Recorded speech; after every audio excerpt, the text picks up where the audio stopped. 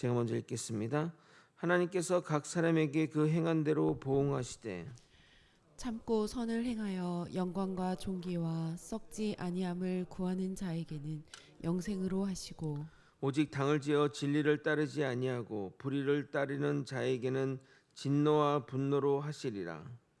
악을 행하는 각 사람의 영에는 환난과 곤고가 있으리니 먼저는 유대인에게요 그리고 헬라인에게며 선을 행하는 각 사람에게는 영광과 존귀와 평강이 있으리니 먼저는 유대인에게요 그리고 헬라인에게라.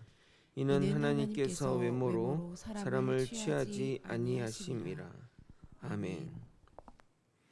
하나님은 남을 판단하고 정죄함으로써 그들을 실족시키는 자들에게 그 판단과 정죄로 너희를 심판하시겠다고 경고하십니다. 판단하고 정죄하는 것은 참 많은 사람을 낙심시키고 힘들게 하는 일들입니다. 먼저 하나님의 은혜를 받고 그 은혜로 살아가는 자는 겸손하게 주의 말씀을 자신에게 적용하며 말씀대로 계속해서 살아가야 하는데, 말씀으로 남을 판단하는 도구로 사용하니 은혜로운 말씀이 날카로운 칼이 되어 상대방의 마음을 힘들게 하는 것입니다. 결국 그 말씀으로 인해 성도를 실족시키니 이 얼마나 잘못된 오용이 되겠습니까? 사람 살리라고 주신 말씀을 사람 죽이는 데 사용한 그 죄값은 당연히 치러야 하는 것입니다.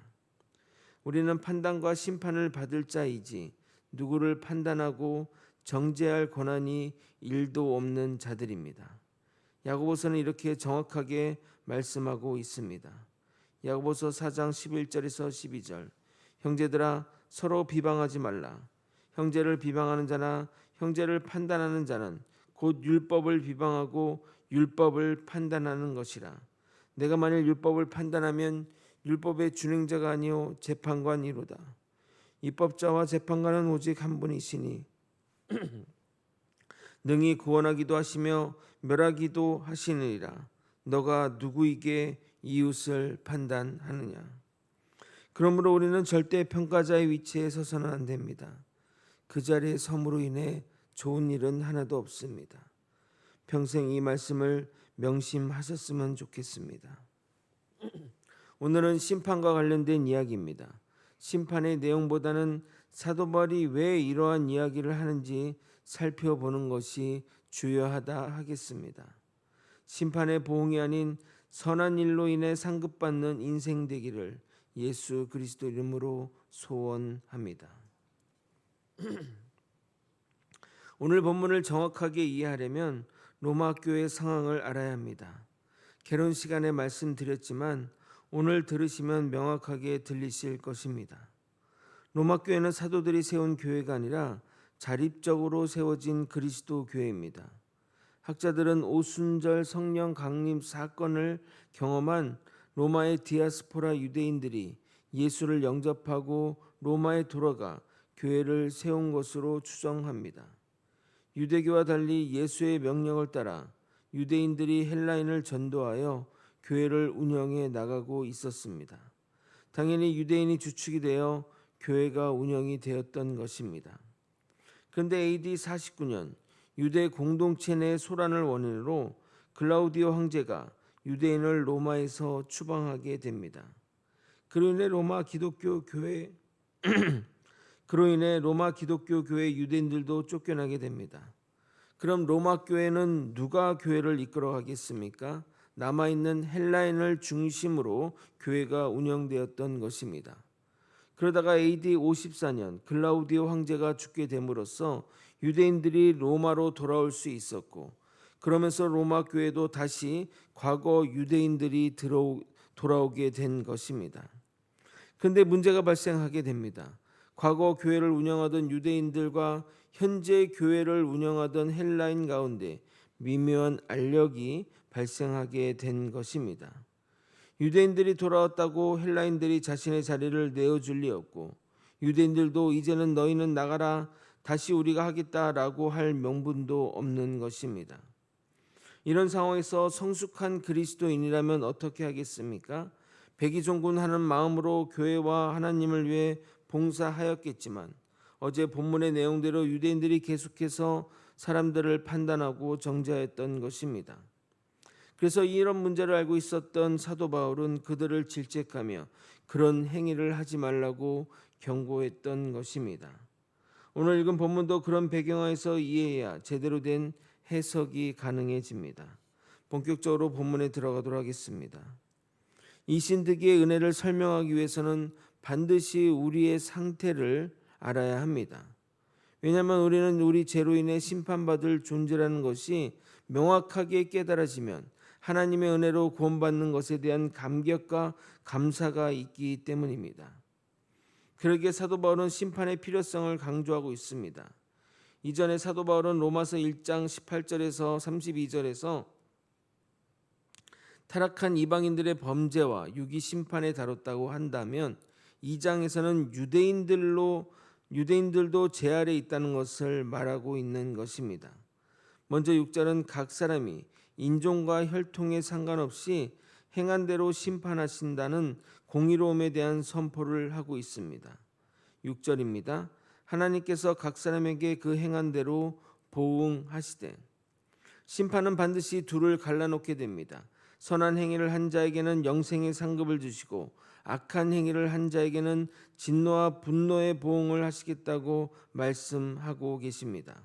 7절과 8절을 여러분이 한번 읽어보도록 하겠습니다. 시작. 참고 선을 행하여 영광과 존귀와 썩지 아니함을 구하는 자에게는 영생으로 하시고 오직 당을 지어 진리를 따르지 아니하고 불의를 따르는 자에게는 진노와 분노로 하시리라. 그런데 여기서 결정적인 의문이 듭니다. 계속해서 행위로는 구원받을 자가 없다고 배웠는데 여기서는 행위로 영생에 이른다, 구원에 이른다고 말하니 말입니다. 여러분 무엇이 맞는 말일까요? 오늘 가장 어려운 내용이니 잘 들어주시기 바랍니다. 행위로 구원받을 자가 없다고 했지 행위로 구원에 이르지 못한다는 말은 아닙니다. 다시 설명하겠습니다.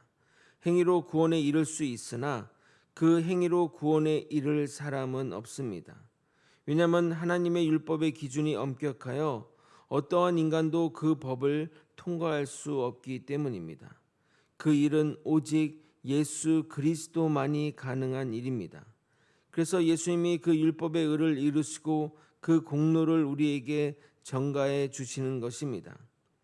그러므로 7절의 이야기는 이론적으로만 존재하는 완전한 의인의 이야기로서 바울이 논증하여 말하고자 하는 바는 행위로 구원에 이를 수 있는데 그럴 자가 없다는 결론에 이르기 위한 빌드업의 하나로 이 문장이 제시된 것입니다. 이어지는 문장을 살펴보겠습니다. 하나님 복음의 우선권이 먼저 유대인에게 주어졌고 이후에 헬라인에게 주어졌습니다. 반대로 심판도 먼저 유대인에게 주어지고 헬라인에게 주어지게 될 것입니다. 이것은 심판의 보편성을 논하기 위해서 결론적으로 선을 행하는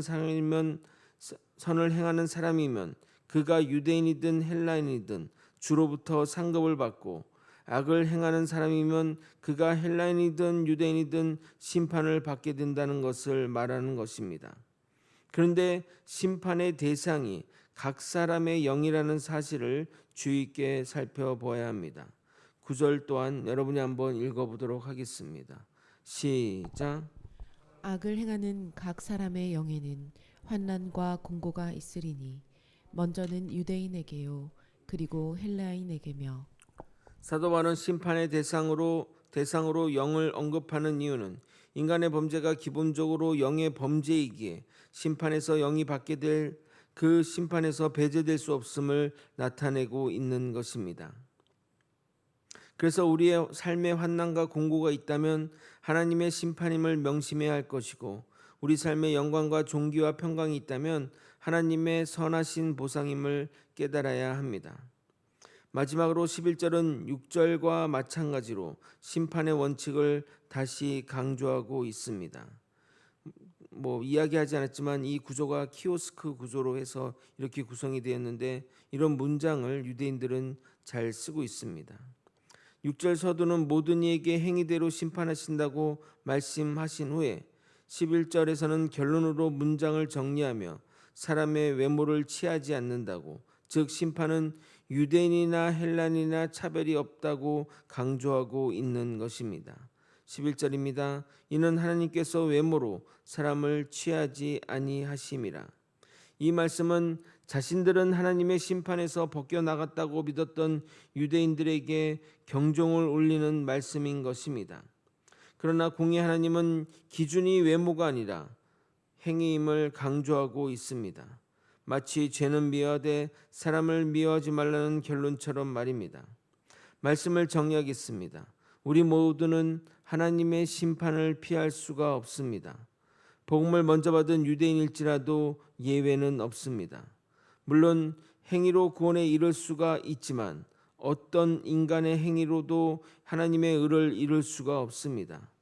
우리가 이 사실을 명확하게 깨닫게 된다면 우리를 구원하시는 하나님의 크신 은혜가 달리 느껴질 것입니다.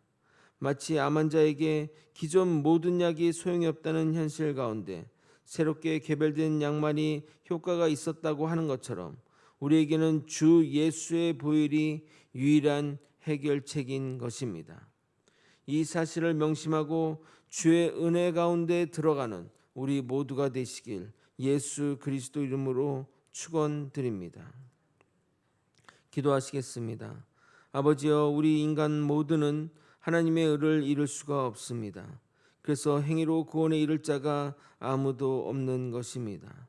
아버지여, 우리에게 이 사실은 우리에게 절대적으로 하나님의 은혜가 필요하다는 것을 깨닫게 합니다. 하나님의 은혜 가운데 살아가며 하나님의 은혜를 누리며 살아가는 우리 모두가 될 수 있도록 이끌어 주시옵소서. 이 모든 것 우리 주 대신 예수 그리스도 이름으로 기도드리옵나이다. 아멘. 주기도문으로 예배를 마치겠습니다. 하늘에 계신 우리 아버지여, 이름이 거룩히 여김을 받으시오며 나라에 임하옵시며 뜻이 하늘에서 이루어진 것 같이 땅에서도 이루어지이다. 오늘날 우리에게 일용할 양식을 주옵시고 우리가 우리에게 죄 지은 자를 사하여 준 것 같이 우리의 죄를 사하여 주옵시고 우리를 시험에 들게 하지 마옵시고 다만 악에서 구하옵소서. 대개 나라와 권세와 영광이 아버지께 영원히 있사옵나이다. 아멘.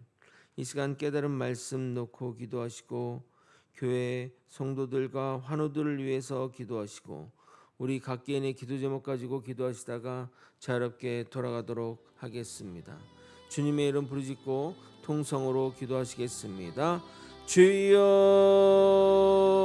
하나님 아버지, 하나님 주여, 오늘도 말씀의 깊은 곳을 깨달아 하나님의 크신 은혜로 나아가는 우리가 될 수 있도록 도와주시옵소서.